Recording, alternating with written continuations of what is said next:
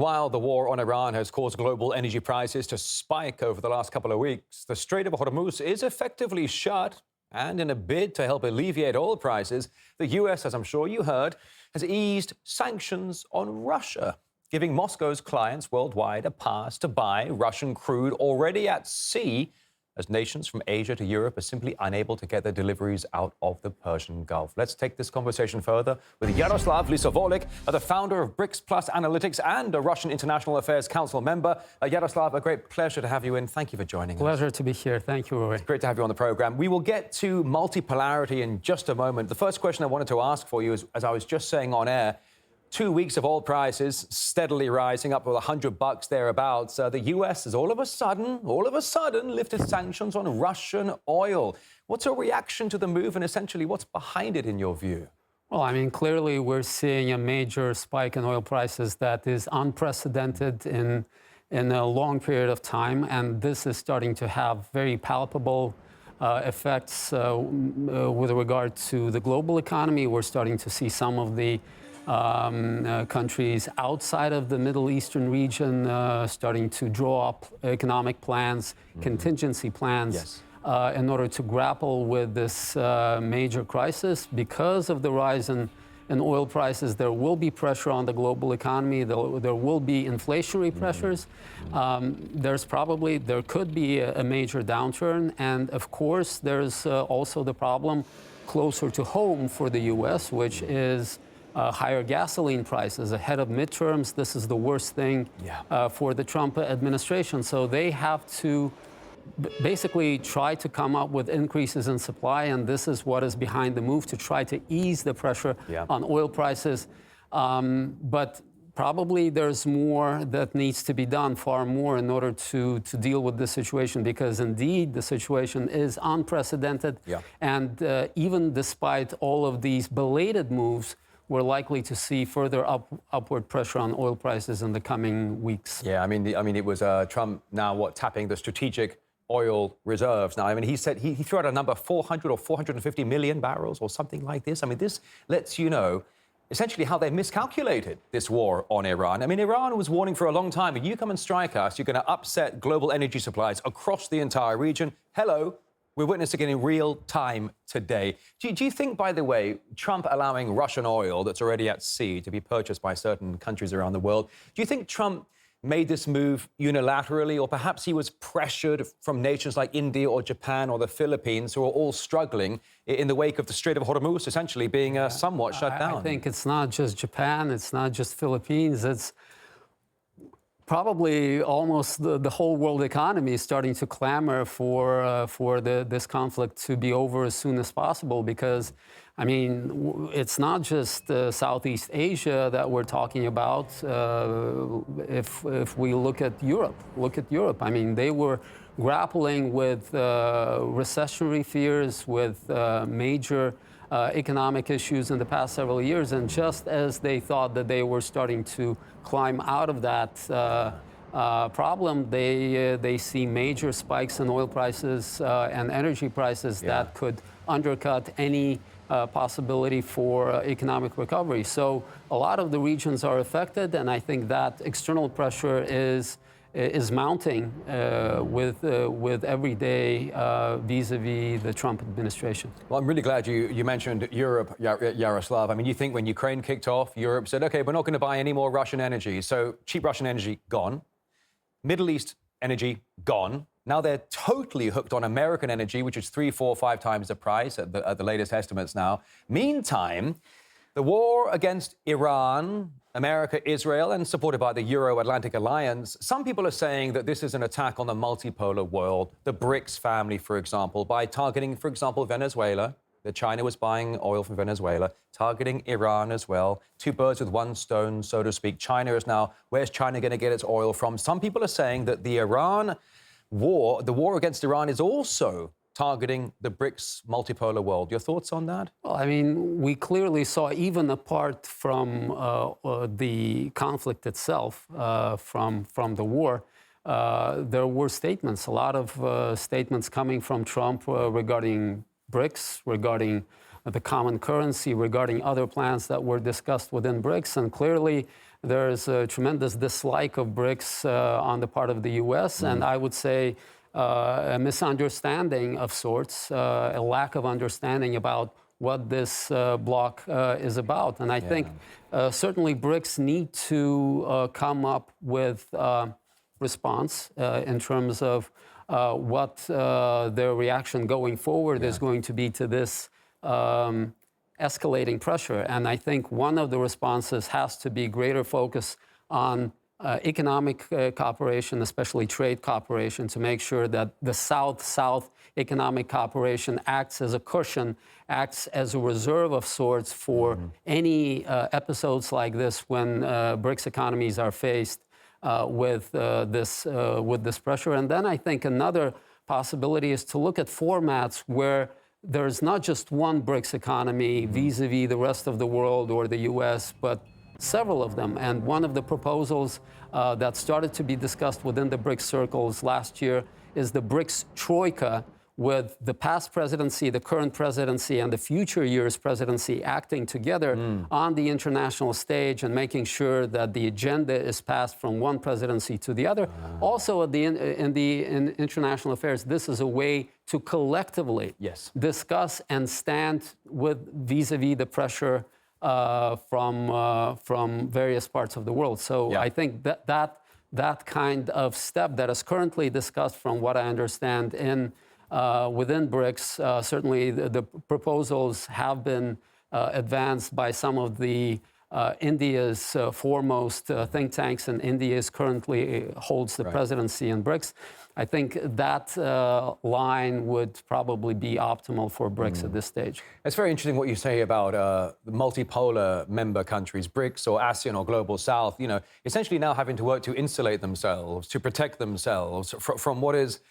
A lot of people are saying the unipolar hegemon, it's going down. I mean, a lot of people are saying this. They've been saying it for years, Yaroslav. So take it with a pinch of salt. However, what we do see in real time is this multipolar world order growing.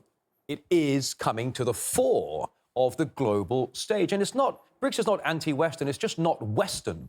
And we had talked in the past about the BRICS currency, for example, some sort of currency unit. Last I heard from certain BRICS officials and even the Russian president, national currencies are going to remain the priority for now. Can you help me understand any more of that? That's correct. Rather than focusing on the creation of a common currency, which may engender disagreements here or there, there still needs to be a consensus within BRICS on this issue.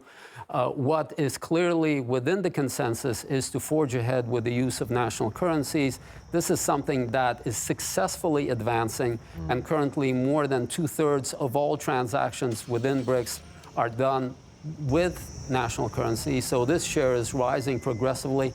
And the focus is even during this year, during India's presidency, I think we will see further advances in this regard.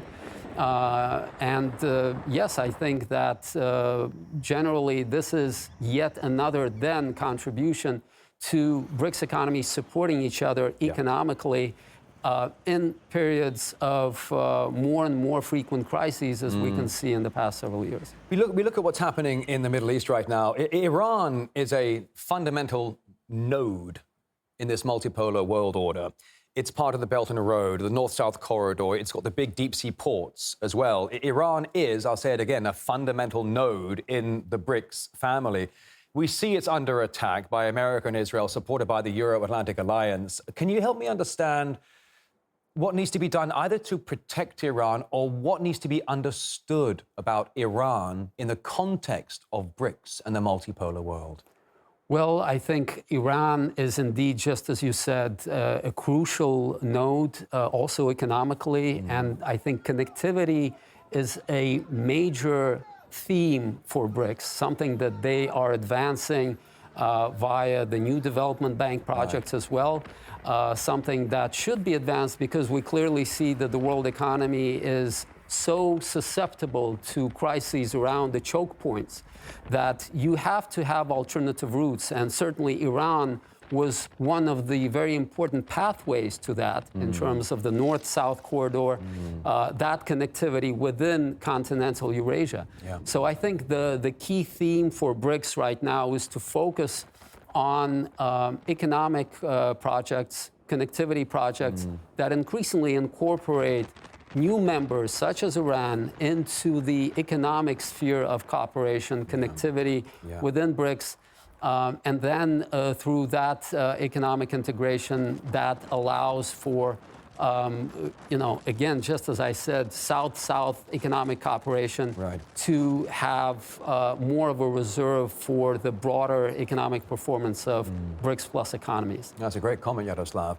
I wanted to ask you, if I may, I have seen unconfirmed reports. It might have even been CNN reporting this or citing an Iranian official, but there's a story out there saying that with the Strait of Hormuz under Iranian control, and Iran is allowing some vessels to freely get safe passage through and through.